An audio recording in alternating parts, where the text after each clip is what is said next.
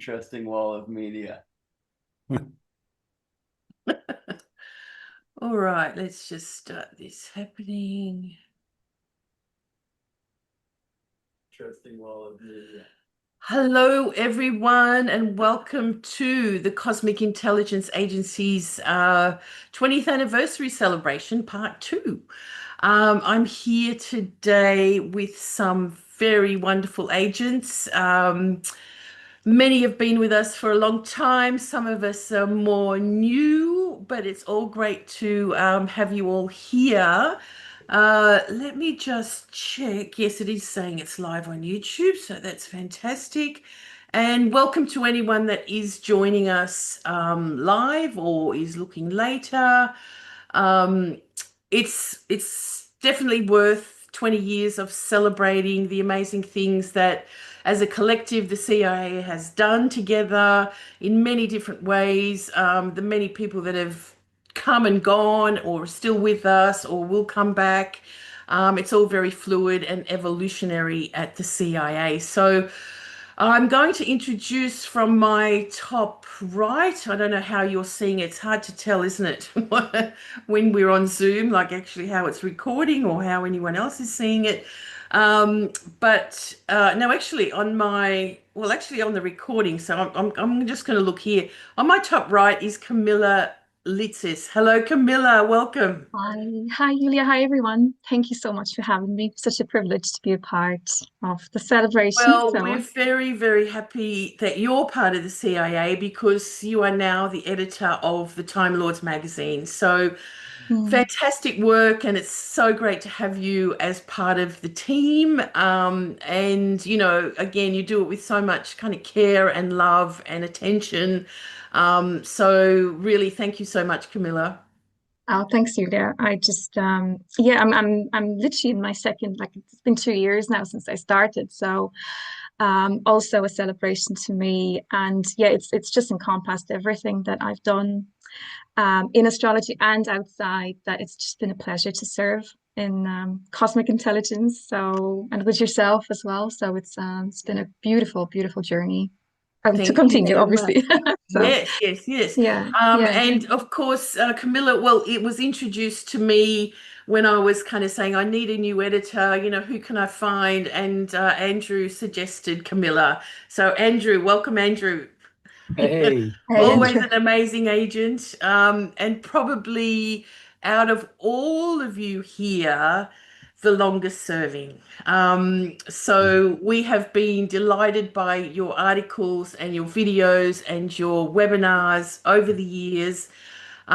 We do share a Piscean nature, and I do remember the first time you messaged me and you said, "Oh, I love this really Neptunian." You remind me what you said, Neptunian organization that you've got here, and I want to be part of it. that's right. So tell us a little bit about that.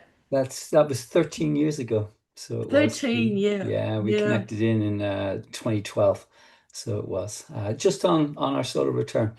Oh, it In was on March. our Yeah. birthday. Oh my Yeah, gosh, yeah. It was yeah, the 13th right. of March, 2012 at 3 minutes to 8 o'clock in the morning, specifically. So Andrew shares the birthday with Uranus, the 13th of Yes, yes, March. yes, And yes. I'm the 12th. Yes. And actually, we connected in as Venus was rising in Taurus, which so it was an angular Venus, which backs up obviously the CIA's Do you angularity. actually have the chart for that? Yeah, of Oh, course. you can show us later, all right? That's amazing. How cool is that? So yeah, Andrew, you're a blessing to have in our midst. Thank you so much. Thank So I'm just going around the line, and again, it won't make sense to, I think, how it's on. But Adam Gainsburg in the middle, from my perspective here. Welcome, Adam. Hello, Julia. Hello, everyone. Now, let me think about, well, I think we met because of our love of the real sky. And it was a conference, I probably knew about you beforehand, but a conference, where were we? Phoenix, Arizona? Yes, it was in Phoenix. Yes, I don't remember the name or who put it together, but I yes. think it was an ISAR conference. But Wow. yeah, we Yes, went that's out stargazing and, you know, anyway, tromping through the yes. cactuses or something. Yes, that's right. And there we connected about, not a lot of people are talking or including like what I call the sky factors in their delineation work or in their writing. So we connected immediately. So, and that's when I learned about the CIA. Yeah, yeah, yeah, yeah. Well, it's been, I mean, amazing to have you as part of our Mm. troupe, and very much connected to the Venus work that we've done, master classes for the whole cycle. Like we've done, haven't we? We've done 10 of them. We've done 10 of them. Yes. Wow. Wow. And so yeah, learnt a lot from each other and all that kind of thing. And then so yeah, Adam, we look forward to more with you, of course. I just wanted to mention that I took a quick look at the inception chart of CIA and mine, and it's just Venus, Venus, Venus, Venus. The CIA North Node moon is on my Venus moon, and my Jupiter is on CIA's Venus. Oh, Um, right. Wow. and and plus the Ceres rising connection, Ceres and rising and ascendant together. So it's Ah, like what we the 90% of what we've done together is literalized in this synastry. in the chart, yeah. Yeah, I yeah. mean, that chart is, and we'll look at it in a sec, but it is, it's quite magic the way it works, and it was kind of given to me, it was downloaded. This is the time, this is before I knew anything about electional, picking the right time. Wow. It was very intuitive. Huh. So I've kept it for that reason. I know a Vedic astrologer once said, "Oh, you need to get a new chart." I was, oh, I like this one. I like this one. Well, thank you, Adam. It's great to have you with us as well. And then below Adam there on my side is Gemini, Agent 1123. Gemini, talking about the real sky. Now, you are maybe, I don't even remember when we actually first met, but it was online. Can you remember? Well, I just looked on YouTube and saw that I think my first contribution to Cosmic Intelligence Agency was January of 2017. I Oh, thought I no, it linked would in have a been little earlier earlier, than that. but my memory Yeah. is not as good as No, the it was chart. earlier than that. I reckon it was more just after 2012. Like it was more on social media, and again, it's so hard. I know it was earlier than 2017. Yeah, I think it was maybe 2013, 14, somewhere. Yeah, I don't know. because we remember, instead of YouTube, we were using the live Facebook. That was our place. Remember? We did all those live Facebook things, and they were getting lots of attention, and you did a lot of them with us, right? And of course, as the starry messenger, you have taught us so much about the real sky, and that's, I think, I fell in love with so many of you that way. It's like these people also, are looking at the sky, helping us understand our astrology in the sky. So you have been an amazing agent as well, not just for that reason, but and look at where you are now. I think you're so well known for it all as well, aren't you? Love the stars, and it was such a treat to come to Melbourne and see the stars upside down from what I'm used to as well. Yeah, the right way up. We're looking north. Right, and I'm happy to be here for a 20th anniversary. It's an important number for Mercury. He was my favorite guy. Yeah, yeah, I was right, just right, in right. Bucharest, and there's downtown in the old town. There's these beautiful Hermes statues all over Oh, the place, So it don't feels you love connected Europe in for that that way. And reason? it's nice Oh, to see the Mercury synodic return in the anniversary chart. yeah, yeah, yeah, yeah, exactly. On the magical degree. So we'll get back to all of these stories somehow. Thank you, Gemini. We love having you as part of the CIA, of course. And then up above, then again, is Kenan. Welcome, Agent Hey, 104, all the way in Istanbul. How it's, amazing to have you again, not such a young agent in a sense, but, relatively a few years ago. But we did meet in 2018, I think, didn't we? 18 or 19, maybe. Yeah, yeah. 19, it was 19. So, but you have done an incredible work with gathering members in Turkey and Istanbul, and putting on classes. And, like we have our webinars, and Kenan and his group of agents there translate while they're looking at our videos. Hmm.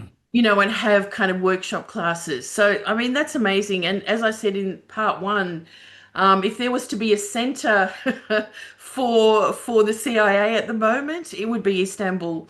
Melbourne, we've had kind of our time. Maybe when it's time to move it on to the younger ones, Oh, you know, Thank you so much, Julia, and hi everyone. By the way, I'm truly happy to be here today, and all of Turkey sends you love and greetings, and wonderful. everyone here, is very excited, and of course I'm excited too.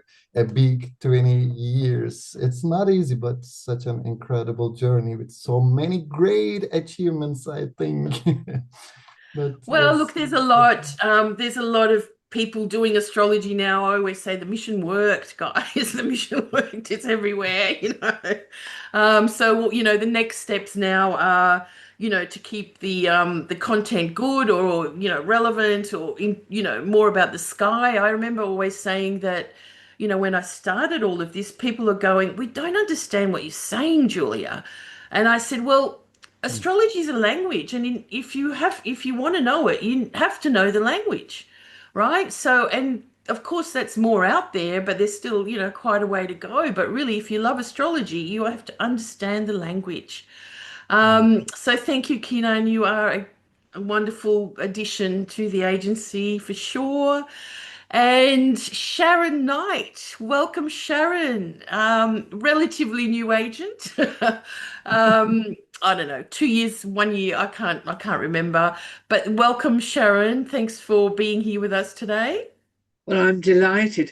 I mean, I wanted to join the CIA for many, many years, but personal circumstances and things, I just couldn't until I was free, which was 2 years ago. So here I Yeah. am, glad to be part of this illustrious company. Fantastic. It's always the right time to join the CIA. Although we've made it a bit more harder to join as an agent, because we've had so many come and go, take badges, and we never see them again. Take numbers, missing in action. Where did they go? Never respond to anything. That's why we started a membership. But we do consider all our members agents as well. So if you want to step up the mark in a sense, then, present a mission. I'm going to do this for the CIA or with the CIA. And of course, we welcome a lot of people as well. So Sharon, you're much more the traditional astrologer. So again, a representation of what we do on all sorts of astrology here. You don't have to follow one particular way of doing things. So yeah, so it's good to have you in our midst to also, let's say refer to or ask about, the history of things. Um, would you say you're the traditional model, so more kind of, the traditional astrology of the 15th century or so? Yeah, totally traditional. I was very, very lucky that when Rob Zoller came over to the UK, I think 95, just after Project R started, which I supported from the beginning, I was one of Rob's very first students. And for many years, well, everyone, I studied with Olivia Berkeley, and we used the outer planets because that's what we knew. But I think come 2000, I was persuaded to drop the outers, move over to whole sign houses, and I've not looked back. But of course, people think, well, I'm stuck in the mud, Taurus moon, trying your ascendant, trying the CIA's ascendant. But of course, I had the faculty training background in the modern astrology. So I do know what people are talking about. I just prefer to home my own row. And Yeah, yeah, yeah. yeah, I'm one of only three here in the UK, three astrologers that are strictly traditional. All right. Wow. Okay. I thought there'd be way more. Yeah. Mhm. Okay. Interesting. Anyway, room for everybody. Yeah. Now, I just want to say hello to the people live on YouTube. We've got people from Kiev, Ukraine. Blessings to you out there, Alina. And Kucha, lots of from what do you call it? Prague, Sonia, Kenan. I can't say all these Turkish names. You have to say them for me, Kenan. I have to learn, don't I? Vidna in Greece. Wonderful to have you all joining us as well. So who wants to start with their little share about anything? What about you, Andrew? Because like the original, the story that you have, or the chart, I want to see it. Oh, the chart. I'll share. Hang on a Well, second here. let us know. So you and I first connected. Is this open to share? Can everybody Yes, yes, see my yes, screen yes. here? Yeah. Fantastic. So this is just the horoscope for the time that Julie and I first connected via Oh, Facebook. wow. When Wow, Facebook wow, wow. used to be a place to connect with people and see articles, as opposed to what it is now. I just think it's Julie and I. We've done a lot around the Venus piece, just like yourself, Adam, and certainly. Right. I think it's kind of curious with the serendipity that we all live in. I mean, I've been talking on my own Substack accounts for the last few months about, do you believe in a magical universe? And we all do. And it's not magical in the way that it is being depicted. It's magical in the fact that there is a consciousness and a stream and this multi-rhythmicness that we start to weave between ourselves. And if you take the tradition that you have elected by instinct to create the CIA with Venus conjoined diadem and the midheaven. It's just fascinating that our connection, like Adam's connection with yours, is heavily Venusian. And Mm, we've had, quite a journey with reframing because pretty much it's interesting with the members here in Europe. We've been doing an awful lot of exploration of live astrology, real astrology, looking at the sky. Because I couldn't get over when I first went to my first ever conference back in Dublin back in 1995 that nobody looked at the sky. Everyone was just mm. looking at their ephemeris. Because I mean, I had to do hand drawn charts. It shows you the age when I first started before I got my first astrology program with Roy Gillett over in Camberley in Surrey and got solar fire. And that made things a lot quicker. Because I mean, some younger people who have come on here are new to astrology, just are so used to seeing the technology that we use with chart calculations, forgetting that there's a whole history of connecting to the actual sky itself and how we have to observe, local horizon rather than just the ephemeris in itself. But, you and I were talking about, and Adam, you were central to that conversation as well with your work on Venus. In Right. looking at reframing the whole Venus star point and looking at the Venus cycle.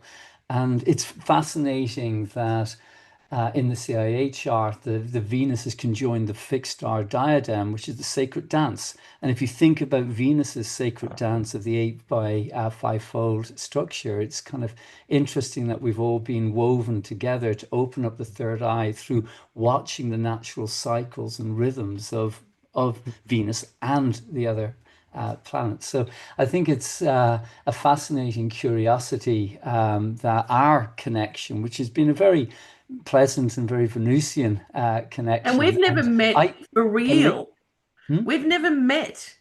we haven't, not physically, and like you with That's everybody got to else. change. Yeah, Yes. but I joined when, and I have this actually. I was spent a bit of time yesterday just looking at our correspondence over the last 13 years, and I joined just before you reached the 20,000 mark on Oh, yeah, right. Facebook, and Which then there after was that, it started going it crazy. Yes. started going. Yes. Now, I think also part of that plutonium piece is you and I had an interesting interaction in that first year and a half with a couple of people who came in, and one in particular. Couple of rogue agents. Yes, that's Yeah, that was a kind of very fascinating journey that brought us into a very intimate connection over, you know, some of Yeah, the personal development stuff that's protecting going. what we had. Yeah. Yeah, Well, yeah, that Pluto is on my south north node. Let's just say it's on my nodes. yeah. The rising is my Venus degree. This is amazing. And of course, that beautiful Venus, well, Venus return in a sense, Venus Jupiter. I mean, yeah, fantastic. Thanks for showing that. And Yeah, well, Mercury, Uranus. Really, we have to meet for real we one do. day. We've been You're, threatening for quite some I time, know, and it I know, hasn't I unfolded know. We yet. have to plan some things for sure. Yeah. And what about your own? Well, I'll put the CIA chart up. I just wanted to get anyone that wanted to share anything particular So to this is the do it CIA now. chart here now. Right. So, Yeah. what about your connections to the CIA chart? Yeah, well, it's the midheaven is on my natal moon. So it is. Oh, I have a moon right. Uranus conjunction in trine aspect to Venus in at 11 degrees of Aquarius, which opposes then the natal Oh, Mercury of the yes. CIA. Ah, And yes. whilst obviously the CIA is going through its Mercury return at this time, I know that you connected to me over the writing that I'd started about 2 or 3 years beforehand, and then asked me to write on the Venus diaries. So my Venus is being able to be Yeah. Right. expressed through the voice of the CIA. Thank you very much. Yeah. Wow. Okay. Um, Well, we have to have you for the next Venus project. That sort of came, I don't know. Anyway, gosh, there's so much still more to do with everything, with everything, isn't there? yeah, Um, Thank you so much, Andrew. pleasure. Anyone else has something they want to share before I share stuff? Camilla, you said you have something. I've done my homework too, yes. You say So I have, testing all the agents.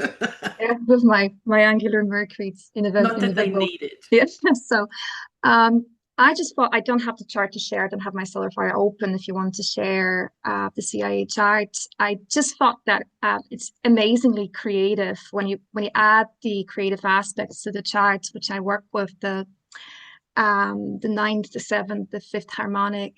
It's incredibly potent. It's incredibly creative how the resonance of the CIA chart comes about. And so the closest aspect I was looking at, which is Sun by Noval Series, which is such a beautiful aspect because it's like this abundant creativity that just jumped out at me, that radiates from, because it's a solar return. So I thought, what a great resonance as well for the solar the beam of the presence of CIA in the world. So just looking at it on my screen here, it's almost like a bringing into wholeness this form and deeper knowledge and a cyclical creativity as well, which is actually Time Lords for me as well. It's like that cyclical creativity coming together, like a passageway for all these different astrologies coming together through the publication. So yeah, it just kind of struck me there. It was a beautiful resonance and like this bridge. I love the diadem on the MC as well, and I thought it was just really incredible to look at the creative aspects. The yod, there's a golden yod there in the chart as well. There's a Pluto with Mars and Venus, so Yes, that's more. right. Gosh, I And forgot. how rare is the golden yod? How magical and how loud in the creativity the golden yod is, and how much of a blessing it is to have a golden yod presence in astrology, isn't it? So it just felt like this beauty of transformational inspiration that moves through CIA, that motion and that Mars in the chart as well. That's just the spirit of CIA and the spirit in general moving through in this very noetic, transformational kind of manner. So it just kind of struck me how creative it is. And from working with you, I know how, we can get creative in our interactions as well when we're planning Time Lords. And yes, it was just a great kind of addition to what I was looking at preparing for it. Yeah. So does that resonate with the Yes, creativity and the potential? Does it? Yeah. for sure. Absolutely. You have to be Precisely. creative. Can I I just mean, add one thing to that as well? If we look at that CIA chart and the under aspected sun, it really only makes one Ptolemaic aspect, which is the opposition to Uranus. That connection to Ceres then is really, to me, a description of the interest in tracking the cycles, you know, the Cerean rhythm, the nature of looking at how we bring back the sacredness of the wisdom and the mysteries of the earth and of Gaia and our connection to the cosmos, and that, you know, the binovile energy, which is that slightly more inner vision, you know, quality, to bring that wisdom back out with the integrity of Regulus, or the wizened heart. 'Cause the one thing which I've always felt very, very deeply connected to the CIA is how heart-based it is, how open and free everybody is who comes as part of, you know, the auric space, how heart-based everybody is in their sharing, and there's no ego. I mean, there's been one or two outliers that have had that ego piece, but by and large, it's been very selfless in, I want to share so that it's accessible and we can use it practically, you know, that mutable earth where we can use the information and not just get caught up with the, you know, the techniques and the mind, and my idea is better than yours, and this has got more weight in it because it's been around for, you know, 4 or 5 millennia or whatnot. It's there's such a humbleness and an openness with the tone that comes out of the light of this organization. And it's just wonderful to see that, and the connection, as Camilla's saying, to bring the creativity, the wisdom of the earth, and our place in the cosmos back out, and to enchant it and to enliven Live in it. Yeah. Live in it. Yes. How beautiful, Andrew. Now I have to say hello to Jeanette, because she's just popped on and she's in Scotland somewhere. And I'm not sure how long you're with us. So hello, how are you, Jeanette? Agent 76. Say hello to everyone. You're muted though. You have to unmute. Yeah, I must be there. Hello, everybody. Good morning from here. I'm in the northern tip of Scotland, celebrating CIA 20 years. Julia, congratulations. Fantastic. I joined CIA in the beginning. It's a long time ago, and then I got lost. But you got back because you got back to my house in Amsterdam. I am an Amsterdam-based astrologer, and hereby I would like to invite people that visit Amsterdam to come across our Stardust Salon. We host salons, and Julia was doing the Stardust, the Venus Star Point. Yeah, workshop. Yes, yes. Well, yeah, I mean, take up the invitation. It's a fantastic place, and of course, lots of astrologers in Amsterdam as well. But Jeanette, I know, again, I'm not sure how long you can be with us, but you have got some amazing stuff going on. Jeanette made a movie a few years ago, and there's some really exciting things happening with that. And it is about honoring the planets. Jeanette has written for Time Lords on the cosmic journeys about travels through India to the planetary temples, having known all the ways to honor the different temples, to Mars or to Venus or to the sun or the ether. I mean, it's just incredible. I've really enjoyed reading it. But congratulations to you, because the movie you made called Ramayama has been brought up, I suppose, by Gaia, the big, line. That's amazing. Like, that's just fantastic. Congratulations to you. Yeah, so you can already watch it on my own Vimeo channel, but it has been we're in negotiations with Gaia, and also it's going to be screened in it was screened in the Mahakumbh Mela in India, which I was very proud of, because I'm from Amsterdam. But for 30 years, I was working on this movie on the rituals for the planets and astrological pilgrimage in India. And it has been selected as one of the spiritual movies in India for people to remember their own. The Mahakumbh Mela is about when Jupiter has been around the sun for for 12 times. So you can only experience the Maha Kumbh Mela once. And on that festival, the movie on the rituals for the planets in India was shown. Wow. Yeah, and so I'm writing about it in Time Lords magazine. Thank you so much, Julia. It's so inspiring to have all these other people writing. Also, my last piece was on the nodes, and there was another Dutch writer, she's American, but she lives in the Netherlands, and she wrote on the nodes as well. It was really interesting to have this exchange in Time Lords magazine. Even if we don't know each other, we can read each other's thoughts. Yes. Yeah. And we were saying earlier, there's some people that still read. Like, with all the talking heads, there's some of us that still like reading. Yes. Yeah, especially astrology for us, I think. Yes, that's yes. Yeah. So I do organize pilgrimages to South India for astrologers, with astrologers, to discuss and research our own relation with that ancient ritual planetary astrology for the energies and as a healing system. But yeah, I'm very happy to see you all, but now I have to move that. Yeah, now I can see you all. I have to get used to the telephone Zoom. This is my Yeah, first it's harder time. on the phone, isn't it? Well, look, good luck, Jeanette. That's Agent 76. Fantastic. And if anyone wants to follow Jeanette to the pilgrimage, I think it's January, Yeah. February next year. Yes. Yeah, and the movie will be screening on the Biennale in Cochin. It's an art biennale and it's big. It's for months, and I'll be doing lectures, and there will be astrology classes on the art biennale in Cochin. Wow. The future, dreaming the future, it's called.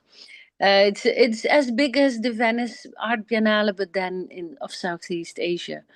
Wow. Yeah, so welcome to India with me. That's Or in Amsterdam. fantastic. Yes. All right. I'll have to look into it a bit more as well. Julia, I just saw the chart. I mean, I'm now in Scotland. We are dreaming and a bit romantic now. So, but I saw the chart a moment ago, CIA chart, and I saw Ceres of the CIA chart is on my midheaven, and I have to say that I think it was. Oh wait, I have to do my. Somebody was just talking about I Ceres. will share the chart in a minute. I just anyway, Yeah, but as I can. Let me yeah, go. I think it feels very generous to be part of the CIA community, let's say, and I hope to get to know you better, and that we will celebrate for many more years to come. Yeah. This community. Oh yeah, one thing I'm working on a little movie on eclipses.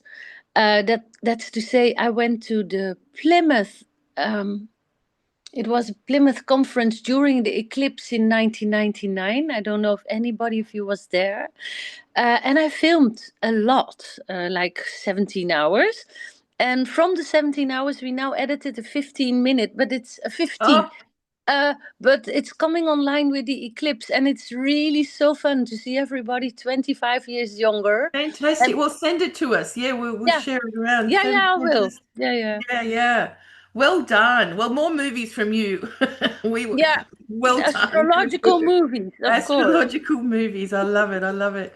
So look, let me share the screen. Anyone else wanted to share anything from their screens or anything before I do this?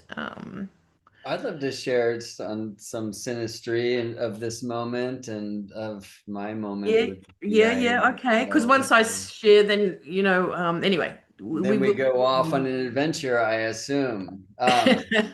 So looking at the maps, this is the map of the 20th solar return moment. And it's fun to be here in Romania, not so far from Istanbul, where Venus is rising. Yes, that's right. I did have this map, but anyway, it's good that you're doing it. Yeah, I like to call this line the ascendant descendant local space line, which is pointing so close to Istanbul. I like to call that the shamanic direction line. And that's something that's featured in the CIA natal chart as well. So it's so fun to hear about the Istanbul energetic relocation at this time. But yeah, I mean, I have so many connections through Venus with Julija, with CIA. Yeah, right. I So was your looking Romania at, is just above to the left, isn't it? Hang on, go oh back for yeah, me. and this is the solar return chart, not the Yeah, natal. yeah. Right. Well, that's the one I was looking at too. And look at like Mars right through Istanbul. We've got the moon and the sun through Ireland, where Totally. Kamila and Jeanette and, well, hang on, Kamila and So Andrew let me are. put on the CIA chart because I think that's what you're speaking about there, No, right? no. The return. Because look, that you can see the sun and the Oh moon yeah, through sun Ireland at the there. Yeah, midnight in Dublin. yeah. Sun is yeah. And what do we got? And Jupiter, the north of Scotland there, Yeah, where Jupiter Jeanette rising. is, yeah. And Sol hasn't made it, but that's going, Venus is going through Norway there at the bottom or to the left there where Bergen is. Anyway, hope maybe she'll turn up. Who else have we got? Whoever, and Adam, where are you? So you're on the sun line somewhere. Oh, hang on, you're Costa Brava, so more. Let me see.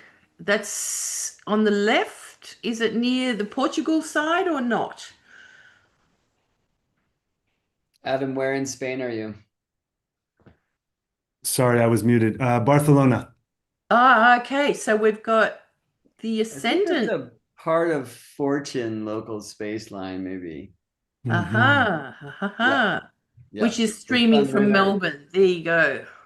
And then I Okay. was looking at because I live in California. I'm just visiting Romania. I live close to where Jupiter was Where the setting, but Jupiter look at is. the Yeah. CIA natal chart, which I was just interesting to see is my synastry with the CIA, which I'll show you in just a second, is aligned with this Moon Jupiter node more than anything else anyway. And I was living in Seattle when we connected, and so I've never seen that before, but that was cool. And then I've moved closer to it. Now I live here in Berkeley, California, right where the moon was rising, where Jupiter was sitting Right. at the Yeah. time of the CIA's beginning. And this is our synastry. So my own Libra, Mercury, Yeah. Pluto, Wow. Ah, part of Fortune at the CIA's moon node, Jupiter node, midheaven. But a thing that I think most interests me here, because we've connected so much through oh, and Venus. look at the Saturns. Wow.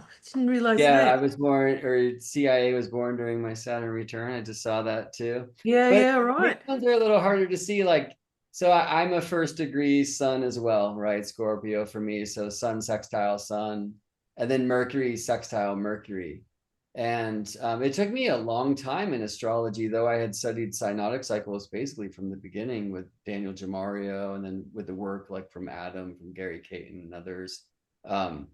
It took me a long time to realize that I was born with Mercury at maximum elongation, because we know Mercury gets to 28 degrees, but not in every cycle. And I was born with Mercury only 18 degrees from In the that sun cycle, morning yeah. star. And that's true for CIA as well. And CIA is born just a day before Mercury at maximum elongation, right? And of course, we're looking at Virgo sun, which every time the sun returns to Virgo, we know we can celebrate the cosmic intelligence agency and that mutual reception between the Virgo sun and the Leo Mercury, some of that creativity there, right? And sacred creativity, I might say, which I heard in Andrew's beautiful share too. And then 20 years, it's a really important Mercury timing. So I'm sure this is going to come up in your slides, but I just wanted to speak to that quickly. You know, Venus, we're so familiar with, and I love seeing Venus here in the solar return chart on the Cosmic Intelligence Agency descendant, and Mars up at the midheaven. Yeah, it's all of really you. there, right? But Mercury, like, don't sleep on Mercury. And Mercury, and Sharon could tell us this well, in like the Hellenistic tradition, the number for Mercury is 20, right? So when you're looking at zodiacal releasing, for Venus 8, for Mars 15, for Mercury 20. And you know, if I was going to choose a number for Mercury, it would be more like 33, because while Venus comes around every 8 years, right? 8, 8, 8, 8, 8. And Mars does this 15 and 17 years, and 15 and 17. So kind of a 32-year structure. Mars and Mercury at 79 years, that's when they're tightest. But Mercury has this thing where he goes 7, 6, 7, 6. But it's not 7, 6, 7, 6, 7, 6. It's 7, 6, 7, 6, 7. 7, 6, 7, 6, 7. Which Yeah, is right, 32. right. Right. So of Okay. course, only Mercury would play in these amazing polyrhythms, which might actually remind us of some of the Indian musical structure as well. And to see that 20-year synodic returns, it's not always this tight actually when you look at the 20 for Mercury, but it's really and you know, right now for the solar return, Mercury's not at maximum elongation. So these are just some things that I'm kind of getting to learn just by looking at the cosmic intelligence agency. And every time I do, It is a chart to study, yes. Oh, fantastic. I love it. Thank you for that. Awesome, awesome. Thank you, Kenan, Brett. do you want to share anything or Adam, anyone else? No? No. Oh, maybe I can add something, because in my natal chart, the ninth house, which represents, you know, foreign countries, higher education, and astrology, of course, and begins in Aries. So naturally, I connect with people who have strong Aries placements. For example, dear Sharon. If I'm not wrong, she is an Aries, right?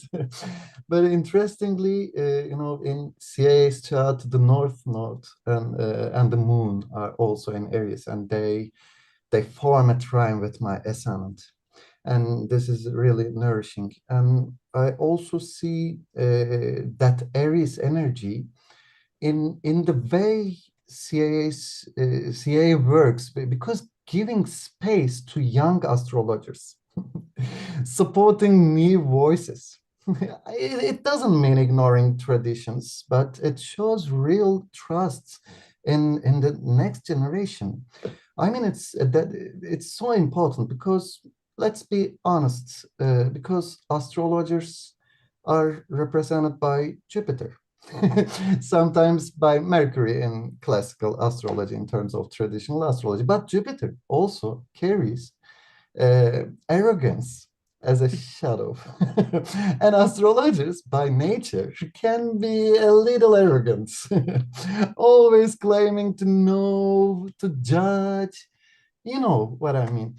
But CA's Aries spirit, I think, breaks that, making room for fresh perspectives. So Yeah. that's New amazing. thing. Yes. Yeah. Oh, Thank you. good. Thanks for all that, everyone sharing. And It's also, you know, lovely. my sun sign is in Virgo, so CA's ninth house is in Virgo. So I believe Virgo energy is necessary for CA's mission. And I must stress something, because CA's Neptune is at 15 degrees Aquarius, exactly conjunct my descendant.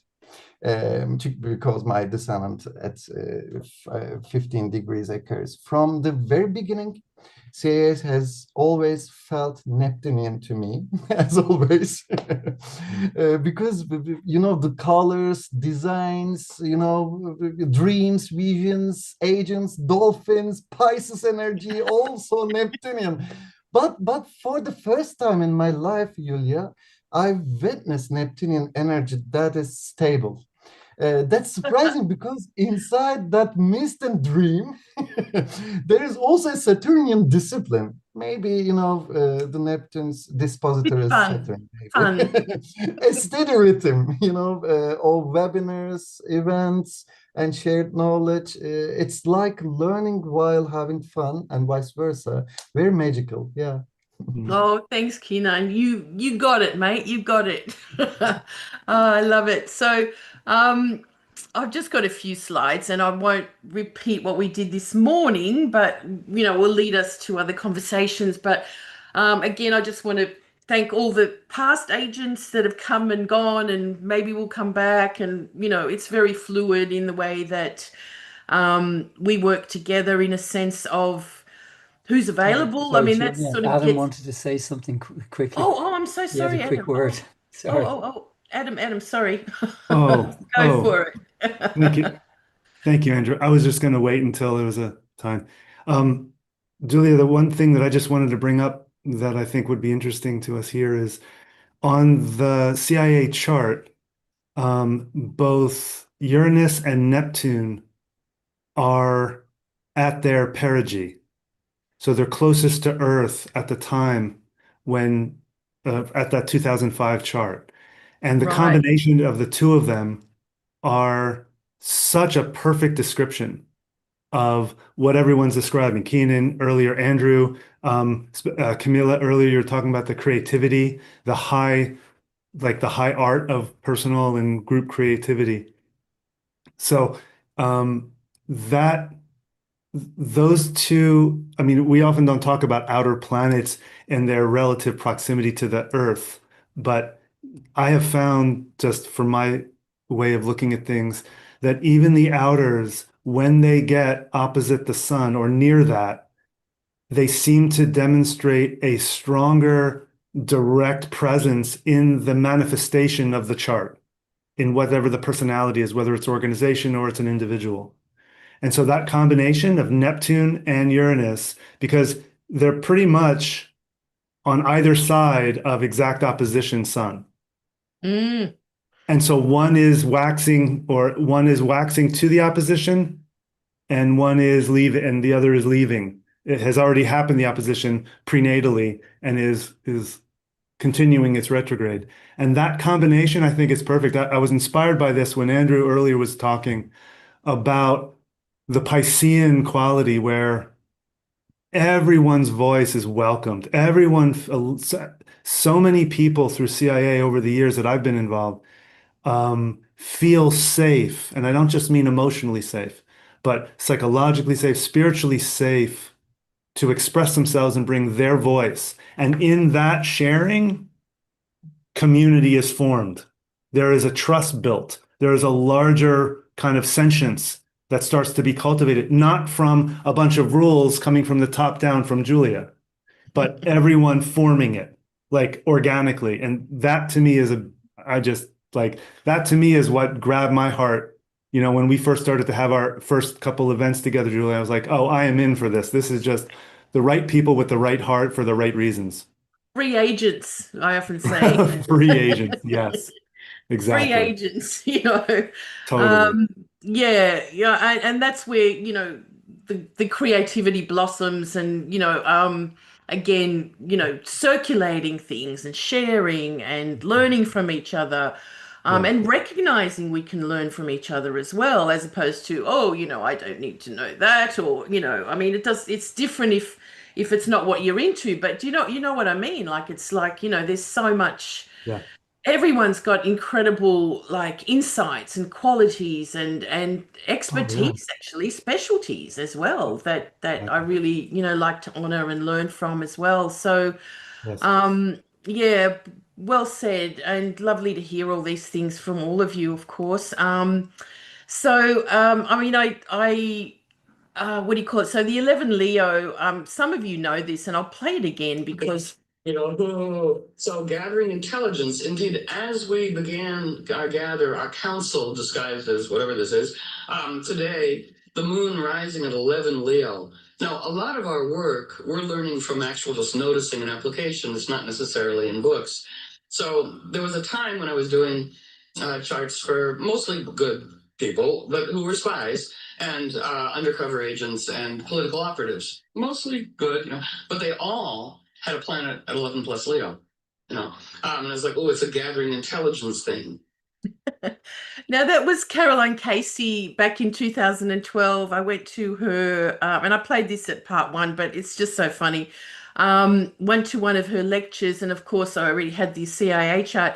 And she said that because the moon was at 11 Leo, and talked about that all the operatives and spies in Washington, D.C., that she had as clients had 11 degrees of Leo in their charts, and it made me fall off my chair. It's like, are you kidding me? You know, like, And again, there's just been so many sort of messages that, this kind of fun way of doing things, of, making astrology, I don't want to say fun again, but, let's get into it. Let's show how amazingly magical it is.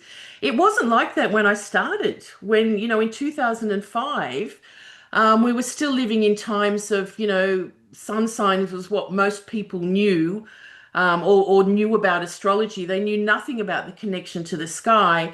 And, they were still hiding that they did astrology, right? A lot of them saying, I can't, my husband doesn't know this or that, or, wouldn't speak of it sort of, openly. And I did completely the opposite.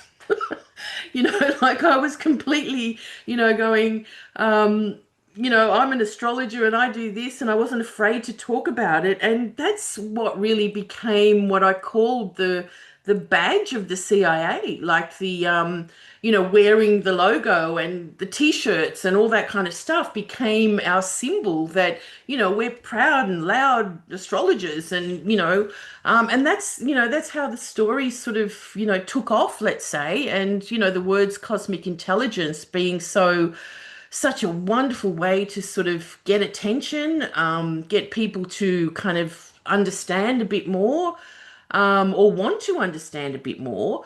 And then also be able to connect if they connected, like becoming an agent or a member or whatever, or just a follower, or just even the idea. And this is the whole Neptunian sort of aspect of the Cosmic Intelligence Agency. People just get it. And they will just kind of go, oh, yes, there is a cosmic intelligence. Maybe it's not us in particular, but there is a cosmic intelligence that the world is better off understanding, knowing about, using, and that is our mission, right? So anyway, so that's how it sort of came together.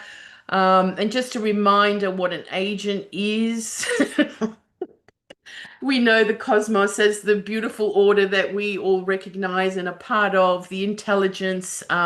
It's such a Virgo word as well. I love it that it sort of suits the Virgo nature of the service, let's say, applying knowledge and skills, and the agency being active about what we do. So yeah, it's always been very inspiring and continues to be that for me.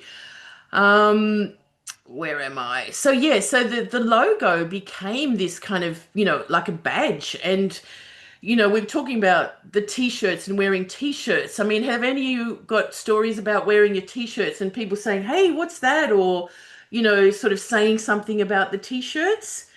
Anyone want to share anything there? Because there's been some really funny stories in the past. Oh, still keep happening. No? I've been called out for a CIA t-shirt before and just got to meet traveling astrologers. Yeah, right. in Yeah. the SFO airport, and once in downtown San Francisco. People I hadn't met before, didn't know, about my work or anything. So it was really cool to make that connection through this beautiful mandala. Yeah. So yes, it works. And yeah, there've been some really great, like we've worn them on planes and traveling together, and you kind of get noticed and people start asking questions. And again, it's a really good way to, let's say, spread the word. So if any of you are out there haven't got a t-shirt, you need to get one. So back to the CIA chart. To 23 Capricorn rising, again, something I found out later down the track when I was studying pre-birth eclipses, is that 23 Capricorn is my pre-birth eclipse, right? So it was like, oh my gosh, really, another thing that, sort of just kind of set this chart into more motion for me, going, yeah, this is meant to be, I'm supposed to be doing this. And then finding out that the Saros number that it's connected to, 150, its origin is 1 degrees of Virgo. So, and that is actually my midheaven. So, it's like, oh yeah, I think I'm supposed to be the controller of this agency. Again, many messages that sort of keep informing and telling, where to go, how to maneuver things. And then the CIA charts prenatal eclipse is conjunct Venus and Eris at 19 degrees of Aries, which is pretty cool, and the node. And that is all on my Jupiter. So you can't make this up. So my Jupiter is a 21 Aries. And then another thing I looked at, Kenan, is that on the geodetic map, Mercury, so Istanbul is about 10, 11 degrees on the ascendant on the geodetic map.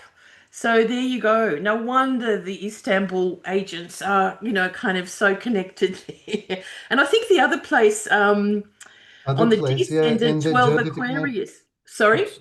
In the geodetic maps, I remember that of the CIA, we see the Sun MC train line passing directly through Istanbul right now, and also the Mars. I think Mars Oh, at square the ascendant moment, yeah, descendant. right. Yeah, Okay, the crossing yeah. Istanbul. Yeah, Right. And I think Gemini, so on the descendant, 12 Aquarius on the geodetic map is near where you live.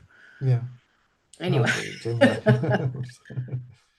Yeah, maybe. Anyway, have a look. It's close anyway. So Aquarius rises, does it? Or Yeah, I'll go check. Sagittarius? No, Sagittarius. Oh, yeah, anyway. Oh, sorry. So now this is the solar return.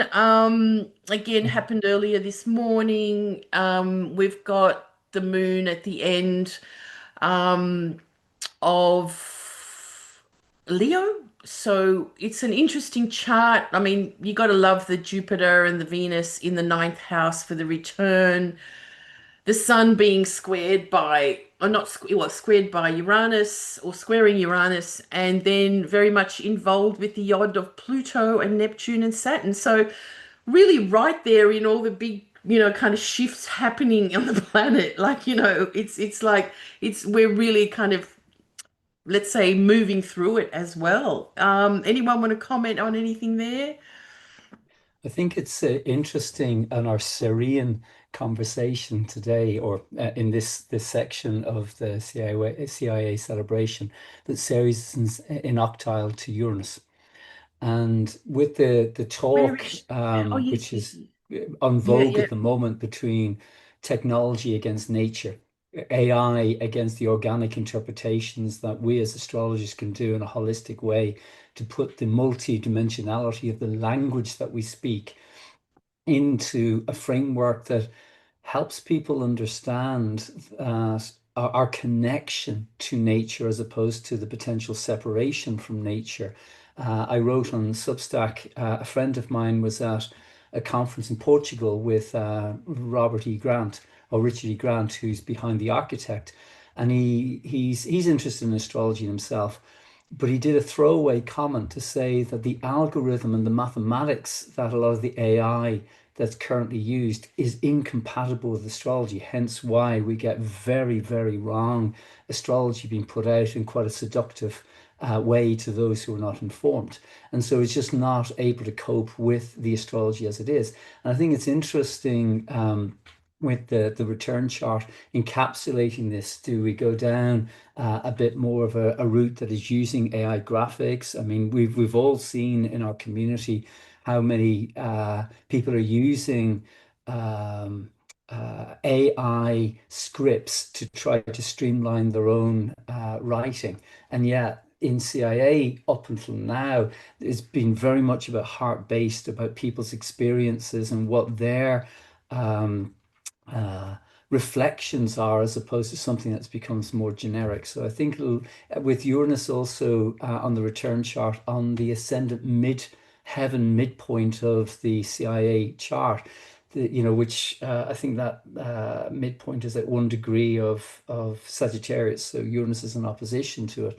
That brings more this Uranian Syrian closest aspect to the foreground through this year, which is, as I say, I would summarize it, nature and technology. How do we reconcile the progressiveness of the increased use on the internet of AI voices, AI driven astrology against this organic rhythm of the alive, fecund nature that we all love and that we're all trying to write about and inspire people on.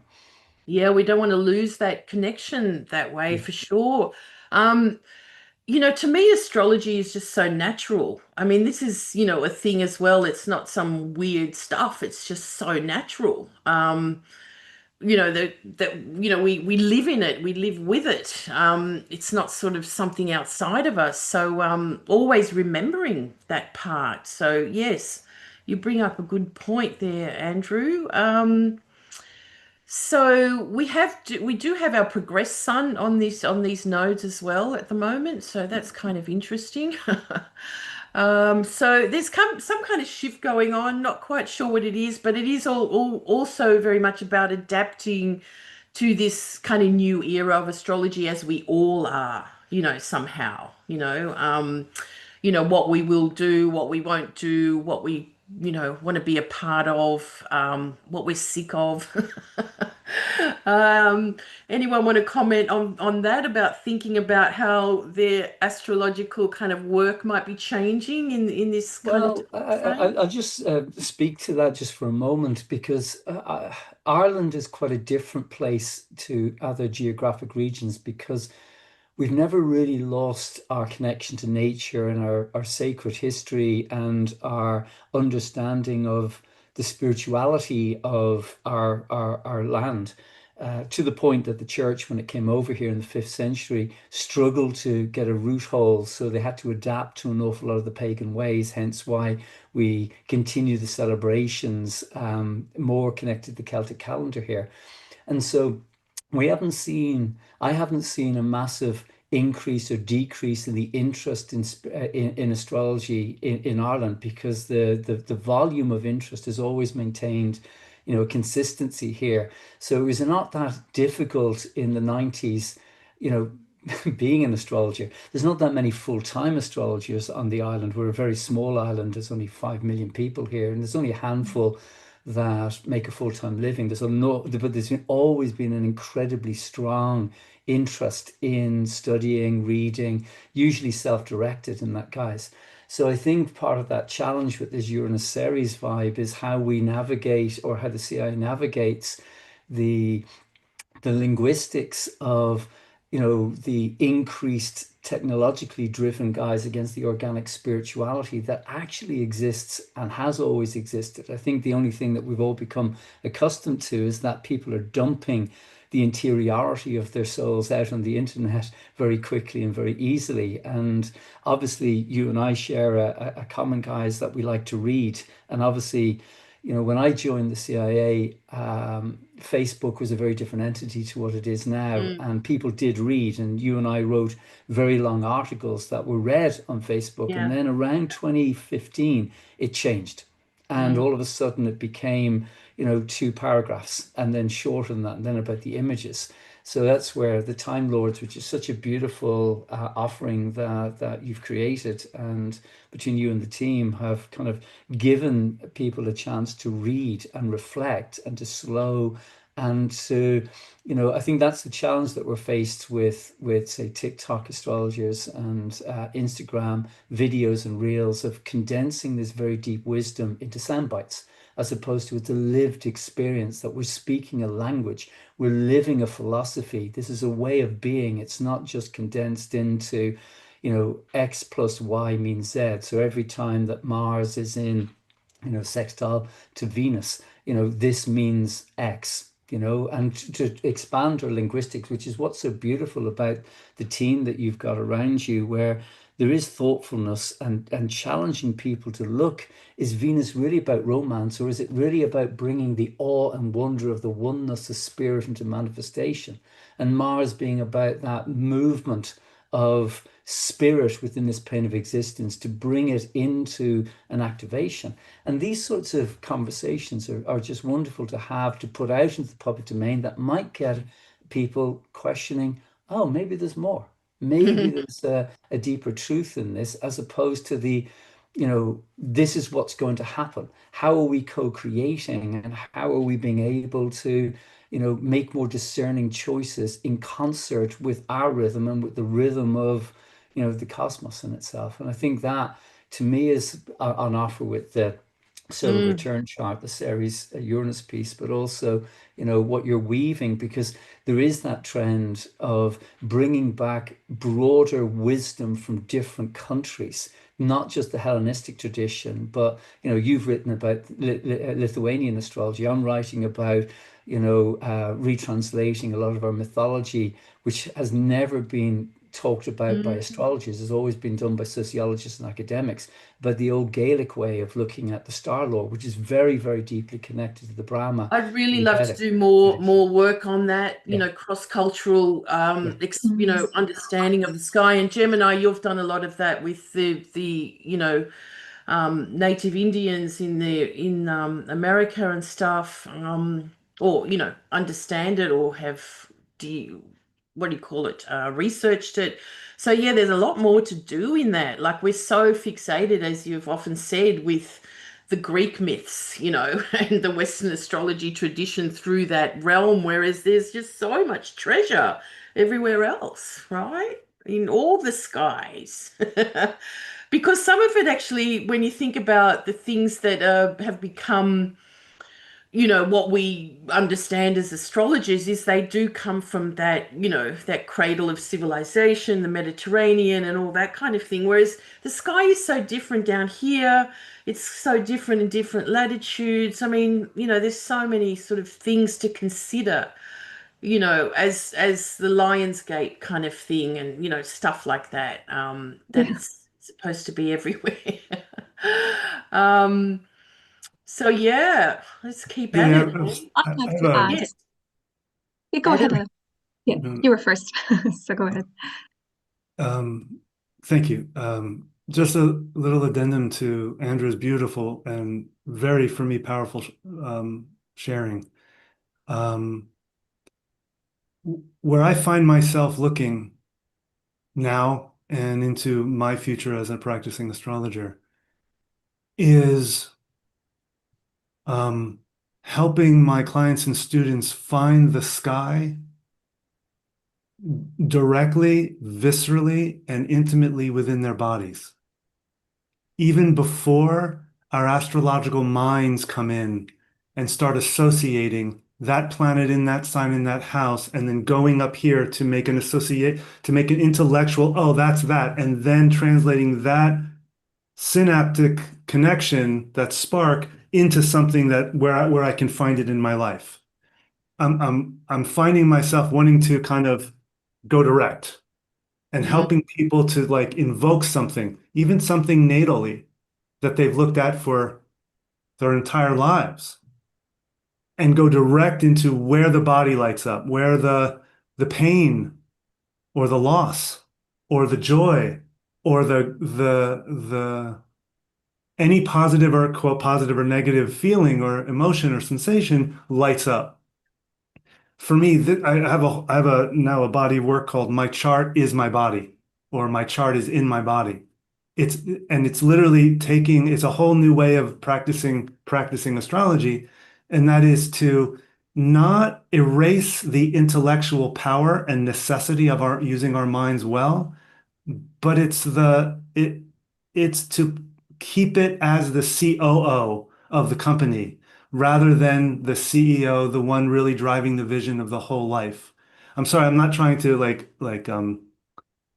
promote anything that I'm doing. It's just that I find that this is where, to me, the problems that we are meeting, like Andrew was voicing, the way that can be universally addressed is, as individuals, we meet in ourselves, in our bodies, what's happening in our lives. Mm. And if I can this add is to a that, bigger Adam, conversation. if we look at the Venus Mars either side of the Earth, we're bringing that wonder and enchantment through the cross of matter. But the cross of matter is within the circle of spirit here on the Earth, and therefore we're embodying. We're not just intellect. We're actually witnessing and embodying the energetics, before we then carry into motion. So I hear you. I hear you. Yeah. Thank you. Yeah. Mm. this to me is like the most exciting area of my what I perceive or project to be my future work. Absolutely. People in their own ways discovering, oh my gosh, the sky is not only out there, but it's my intimacy with the sky and the magic is actually because I'm incarnated as a human body, human being. Yeah. That is the basis of the, oh my gosh. Yeah. Mm. Yeah. I find it hard to listen to things about, that we kind of come from the Pleiades, or, we're from Sirius or something like that. It's the earth, it's like we're so earthbound, and for a reason, or especially now, so that's what's most important to me. There's not a lot of earth in this chart though, except for our sun. But then you could say that the earth being underrepresented is what is deeply familiar, and that the element that is strongest is what one is here to imply that one is learning, as opposed to you've organically experienced it and therefore know the earth. Because I know, to speak to Adam, we do an awful lot of but most of the work that we do and our understanding of astrology here in Ireland is through embodiment practice and through invocation and through being with the living sky and through meditation and listening to our experience and forming our own personal relationship and not some objective relationship. But it's very hard, as Adam will say, to write about that in a way that, because it's experiential, it's hermeneutical research, it's really embodied, experience, and it is the living being. And when you know it, you know it. It's a known, it's a physicality experience.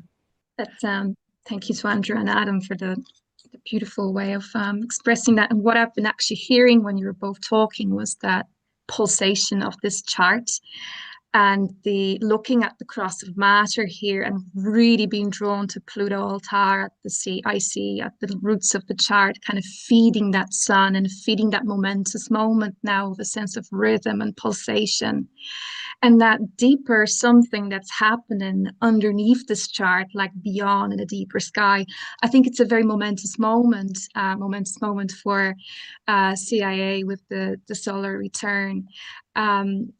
Not just because that Pluto is in the Yod formation sky planetary pattern with the impending conjunction of the bringing vision into reality, but also because it's on the IC. So it's like this embodied sense of Pluto and altar there as that, engine of this chart in some way. I feel that pulsation just listening to you in the body and in the body of the chart, and for myself as well, as I hear charts, as I perceive charts myself. That's something that really jumped out of me. Yeah. And then when you look at actually the angular planets, when you apply solar return to the natal chart, also Venus, that I think Andrew was talking about, that Venusian kind of quality as well. That's coming on. It's not exact, but it's on the descendant. Then the Mars of diadem is on the MC. Saturn, Neptune widely on the IC. Pluto just crossed the ascendant on the natal chart. So there's a lot of that deeper sky rhythm and that pulsation that's moving through, and also those stars that you've been both talking about as well, in this context of breathing and listening and hearing the stars and hearing the deeper sky and embodying that before the intellectual comes in, before we start intellectualizing and thinking logically about the stars, just hearing the vibration that's out there. And I think that's really what's coming up for me really strongly in the CIA solar return chart, that purification of the craft that we have a chance to see perhaps unrolling, unfolding in the next while, with the CIA just bringing that knowledge, bringing that indigenous wisdom back, the rhythm, the sound, the pulsation through how CIA shines, that cosmic intelligence that's much faster and much deeper than just what we see on the surface. I just tend to see charts from the stars perspective for a while now, and I can't help it but feel these star qualities as well, infusing what's going on there as we're looking at it from all our beautiful perspectives. And it's just so great to have this kind of collective gathering to see all that all together. Yeah. I love how you work with the stars and Andrew as well. It's so poetic and it's so inspiring. Both of you, how you've brought that together for us with the CIA and your webinars, and we look forward to the next ones coming up. Yeah, that Thank Mars you. on the midheaven there is amazing. It feels like it's activating some good energy there. Yeah, the third house planets a node. That's going to be interesting as they kind of move into the fourth house as we go. Yeah, well, lots to think about, but again, it's been great to hear what you guys have said because it's really kind of inspiring me in other ways that I may not see. And Ceres there on the moon, that's really significant as well. Anyone I was want to add just anything going to else there? say, I was just going to say how nice it is that you've got the benefics bracketing both the ascendant degree now and with the solar return, they're trining bracketing. No other planet puts its ray between the solar return ascendant, and they're bracketing from the ninth, from the house of God, from the house of astrology, either Yeah, side. right. It's quite a Yes. protective, pretty aspect. Yes, I know it's quite beautiful, isn't it? And also in the sky. Well, yeah, exactly. Yes. That's right. Well, so it feels like a lovely blessing. Yeah. Oh gosh, again, inspired or over inspired. I always get over inspired. It's like, what's next, Jules? And the thing that I'm kind of liking about the Neptune Saturn combination going on in my life and looking at this is that it's about focusing not on everything but on a few good things, right? Like not trying to do and this has been the case for a while for me. It's like, that's not important anymore, or that's, I'm over that. And not just me over that, but what's the point of things? And sort of really sort of it's helping to get back to just something that's, a healthier driver, if that makes sense, like something that's more directed in more again, coming back to a more inspired direction, I think. Um, yeah, as you know, I want to make movies like Jeanette. Um, anyway, let's keep moving. What's the time? Oh my gosh, it does go quickly. So Gemini's already done this, but I was just pointing out the same things Gemini showed us before in a sense, and then the USA agents that were on earlier today, and Canadian agents, I should say.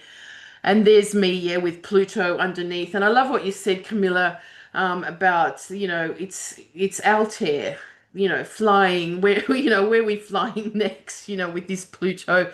Because it is, again, there is a power in astrology and we all have the right to use it, but how we use it and how we kind of project it or put it out there is really And what Julia, makes us. Yes. it's also about the voice and having the voice from within, and the power of the voice, the power of the voice of the CIA as well, because it's the fixed air consciousness. Yeah, So right. yeah. Oh, Mm. lovely. Very inspiring. Um, yeah, so anyway, close up, but Gemini's already showed us that. So now before I finish my slides, I'll just take you through again, if you haven't been looking at Time Lords, I do know I've got 2 memberships to give away, and the people that are on YouTube live now, I have picked out 2 and I'll tell you in a minute. But yeah, Time Lords magazine again, Camilla, great, great work working with you and great doing that as well. And really for those that want to get more involved, I mean, it's become an incredible thing. And I have to thank our webmaster, Dagan Ray, who has suggested that we just put it online instead of making flipbook magazines. Because it's actually then sourced by the net, right? It's easily much more found. And, if you write an article, it will be looked at so much more than a, magazine style thing. again, all the columns, you can click on any of them and find a whole wealth of information on that topic, either by one writer or like Zodiac and Stars has a few different things in it, or different writers. So yeah, do go there if you haven't been there yet. And we also take video submissions. And so if you're thinking about the next one, and the other thing about, again, not printing or having a sort of certain size amount is that it can accommodate a lot as well. So October the 15th for your next ones. And again, those of you who do advertise, we really appreciate it because that really helps us able to do that. And for Christmas or 2026. So be aware of that. And because we're 20 years old and we're going to become young adults turning 21 years now, it's great to see the membership grow. And we know that a lot of you will make the most of having it half price at the moment. But we have got so much great content in there that it really is worth subscribing for a year and kind of absorbing it as well. And, part of starting a membership was that the CIA did so many free things for so long, and it wasn't about kind of monetizing it. It was just about, retaining a quality that people would respect about, because there's just so much stuff. Like, you can learn astrology, sure, on the internet, but anyway, we've got great teachers, great great tech, all kinds of things that you can learn from here.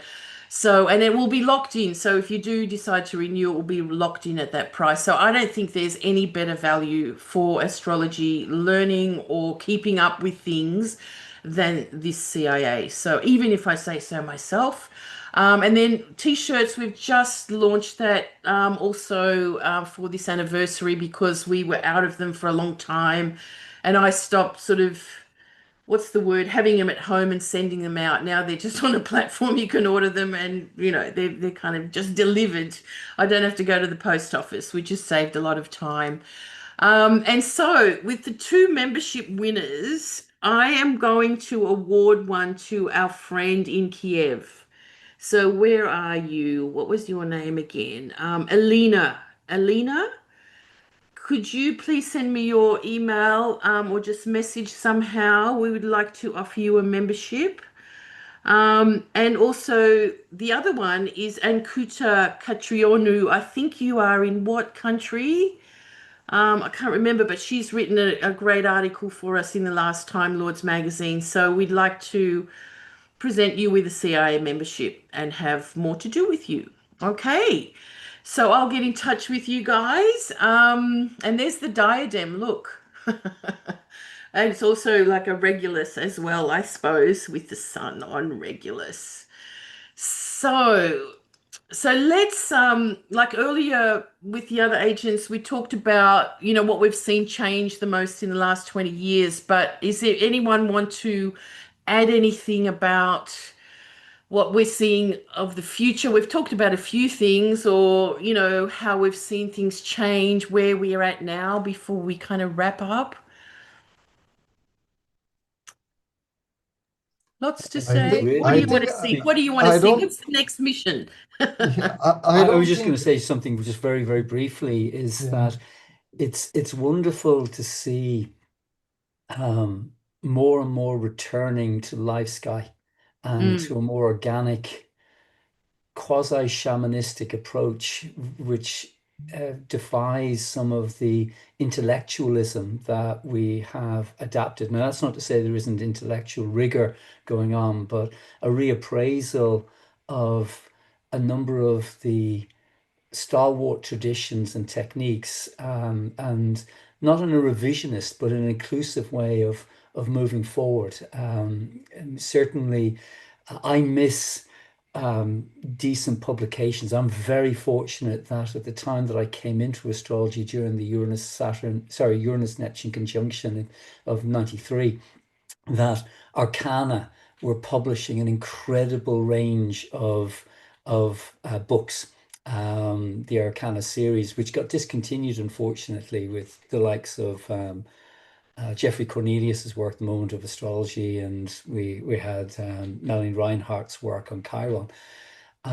So I'm delighted to see, with more younger people being more conscious and seeing that this is a life path, the exploration of astrology and the astrological language, and certainly with a less superstitious and a less cliched approach and a more earth-based approach. I'm appreciating that.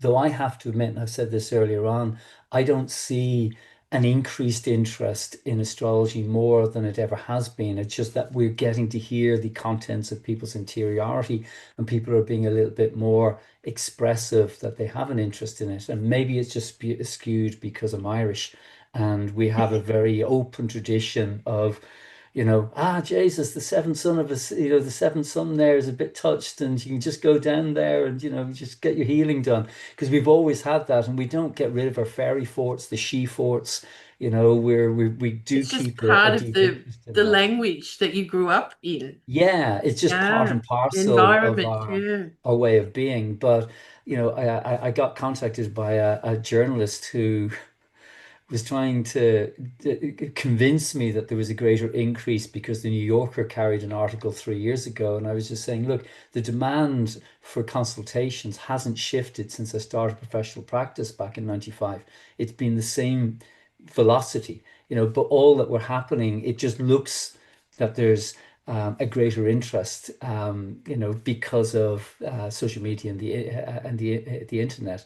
But it's beautiful. That's what I see is being a great movement. Is, with more people having confidence to speak their voice, to articulate their experiences, and it is pushing us. It's encouraging us to go through this renaissance. And which is part of what happened also back when Jupiter and Saturn started their 140-year movement through air signs back in the 12th century, where we saw this Arabic influence coming back into European astrology, and which inspired then Ficino to start to create a slightly different tone to what the Hellenistic tradition and Ptolemy and Manilius were doing. And I see the same is happening now. And Lord knows where that's going to take us over the next 140 years, But sorry, thank you. That's my Kuplafocal, No, that's great. for what it's worth. I look forward to seeing our astrology charts more like the real sky. Like we see stellarium, and it'd be great to have the zodiac in there and make it more kind of recognizable in that kind of sense, as the real sky, for sure. I mean, that can't be that far away, Gemini, can it? Well, it's interesting. So in client sessions, I'll often go here, right? So this is the Yeah. Cosmic Intelligence Agency, and I was just playing with solar parallels and saw that Ophiuchus was doing a kind of head plant rising in the east at the time of the CIA's becoming. What's interesting to me is because I do feel that the greatest way to, I don't want to say like fight against, but to stay human in the emergence of the AI and just kind of the rapid technological increases, to keep our feet on the earth, stay grounded. And, for me, and I know this is probably true for all of us, when I engage with the living sky, somehow it just reminds me I'm an earthling. Yeah. I don't go away when I get like today, there was this amazing thunderstorm here in Romania last night. And this morning, however, I still got to poke out and see the Pleiades. And I brought Koa, who's 10 years old, out now and showed him the Pleiades and showed him the star that his sister's named after. And, Oh, well, yeah. and it's just so magical, you know what I mean? So just to get grounded and be here. So what's interesting to me is I'm not doing it much right now, but for a while I was invited to this virtual reality astrologers collective. And so we're like jumping around in like a virtual world, which is weird. But the only reason why I share that at all is Stellarium has now made a VR app. Uh-huh. So you can put the goggles on and be in your chart. Right, and move right. it through Yeah. time and all the stuff. Like, so I can't do it yet where you and I could be inside the same sky and converse with one another. Like I can project it to a flat screen, but then it's just like I might as well show the flat screen. Yeah. But once I can actually meet clients like in the Sky Dome with crickets happening. I mean, the best thing is when I can actually be outside with somebody, which I just love so much, and many of you know that experience, and bring people to that experience and help reinitiate them in their, you know, living vow of marriage of heaven and earth. But when we can do that virtually, and I can connect with someone around the world and go back to their birth moment and have a look around and move it and progress it in that, you know. So I think it's interesting to look at this interface of the technology and the organic, you know, human experience, and to find where those things can meet. So for me, that's one of the hopes I have for our future, is that there will be a kind of a stewardship of the technology in a way to kind of try to keep it organic, and not just run completely amok. The other thing I want to say is, you know, it's been interesting to see such like a schism in astrology. Like since I came in, because I'm pretty young to astrology, it came to me in 2012. You have like traditional and modern, you know, and it's interesting to see, for example, most young astrologers these days are gravitating more towards the Hellenistic, in my experience, right? And I feel that we're in a time now of a possible renaissance born through the old and the young coming together. And so I just wanted to circle back to something that Kenan was sharing earlier, of Cosmic Intelligence Agency being a place that offers a stage for the young. And he mentioned a multi-generational expression, right? And so I was just at the NORWAC conference in May, and was sitting with Wade Caves, and we were speaking about decades in astrology and how it's interesting that there's no 10-year planetary cycle because we're so 10-year focused. And he's like, well, you know, like the solar returns and actually the secondary progressions of the solar arc sun moving through the phases. And that would be especially relevant for folks like Cosmic Intelligence Agency born with the sun at the first degree of a sign, right? And so we've learned, of course, over time when we look deep, that the sun does not move 1 degree per day, and the Cosmic Intelligence Agency progressed sun is not yet to 20 degrees tropical Virgo. That will happen about halfway through this solar return year.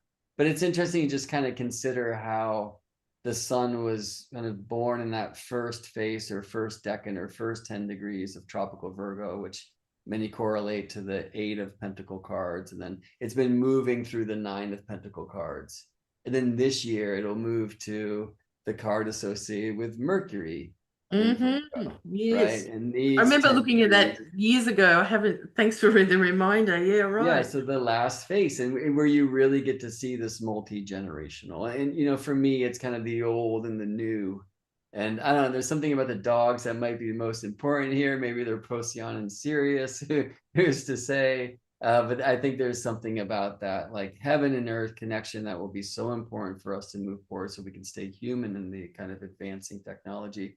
But the way that for that to happen is for us to listen to our elders and to care to, you know, and to listen to the land, most importantly, who is the most elder earthling there is.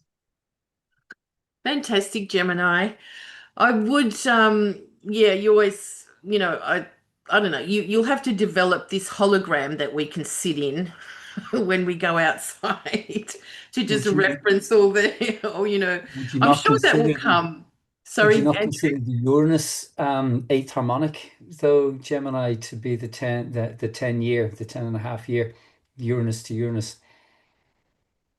If you think about the 8th harmonic, if we split the cycle into 8s like we do, that you have a 10.5 year rhythm, because I know in the transits we have Uranus going over the sun for the solar return, the transit chart, which is when you and I, Julia, spent a lot of time with a very interesting dynamic where all of a sudden CIA went from 30, 40,000 people to 1.2 million, followers on Facebook during that last Uranus transit 10.5 years ago.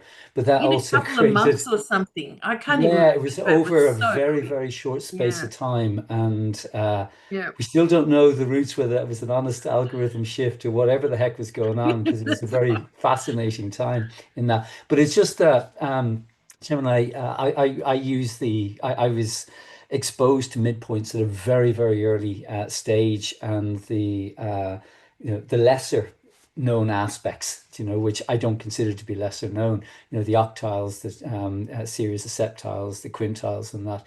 And it's just that Uranus, maybe again, I'm Irish, and we've got 8 festivals because we've always celebrated the cross quarter days here. Always, always, always. So we divide our year into 8s here. And I mean, Irish people like a party and like a drink. So, it's a good celebration when it comes up to the quarter day. It's like, it's another bank holiday. Fantastic. But yeah, the 8s, would be a 10.5 year or Uranian piece from just our Right. here. Sorry. Oh, thanks, Andrew. I would really love to see software make us a Southern Hemisphere chart to start with. That shouldn't be too hard, really. Should it? Like ascendant on the right. Yeah, yeah. It's tricky because of the tropics, but you could easily go back and forth, no doubt. Yeah. I mean, it's something I've Yeah. been arguing for some time. Yeah. Well, let's push on that. See, we do have some influence. Oh my gosh, this has been great, everyone. Anyone want to say any closing kind of words before we kind of wrap up and let you guys get on with your wonderful day? We love you. We Oh, love you. Hey, we love everybody thank out there you. listening. You're such an important part of this, and what a treat to be invited. I'm glad I got to connect with the European crew during this travel. Yeah, I mean, again, it's great to see you in Europe, Gemini and Adam. I love it. Look, I reckon we should do something in Europe. I really do. So let's talk again. Yes. And it's been great. I said in the earlier episode, or part 1, we don't get to talk a lot as agents, and make meetings in a sense because everyone's so busy and organizing the time. And I've always said if there's someone that wants to just be sort of saying we're having a meeting and it can be on this and just kind of organize the date event, that's the only real thing that has to happen. And it doesn't matter how many of us are there, but things can develop further that way. And I've just never sort of pursued it. So agent who wants to do that, let me know. Doesn't have to be often. It can be every 2 months or something, but, and see who can come. And I just want to say Akunta, who I've offered the membership to, she's in Romania. Yes. So that's interesting. Yes. I knew she was somewhere in Middle Europe there, but I wasn't quite sure. And then Alina from the Ukraine reminded us that the Ukraine's National Day of 1991 or 92 is today as well. Oh, wow. So the 23rd of August, which is quite an incredible kind of Wow.